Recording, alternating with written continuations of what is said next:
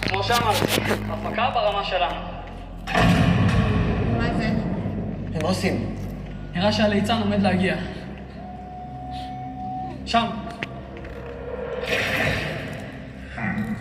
אני רואה שאתם אמיצים.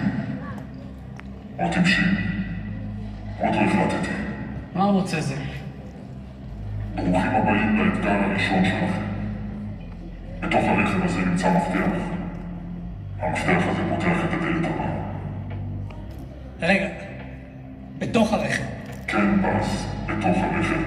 אני יודע, זה הרבה מידע בשבילך. הוא מכיר אותי.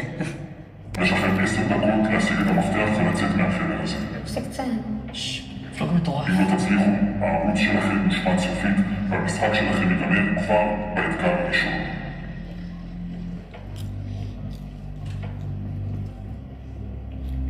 בהצלחה. לא הבנתי, איך מגיעים לרכב? מה, צריך לטפס? כמה קשה זה כבר יכול להיות? אבל הוא לא משחק משחקים. תקשיבו, זה חדר בריחה פשוט ממש מושקע. עם רכב תלוי מעל מים. זה הקונספט, כן. טיימר לא זז. כן, זה די מוזר.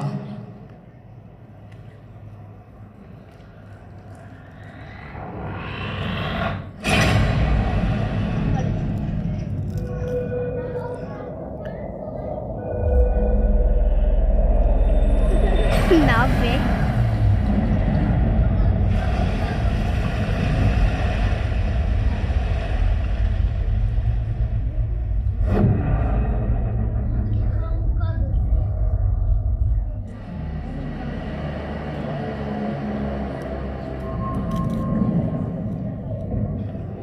מה זה? עכשיו אנחנו יודעים איך להגיע לרכב. הרכב בתוך המים. זה אפקט מרשים. הוא האפקט, הוא הפיל עכשיו את הרכב למים. עכשיו, מי יודע לצלול?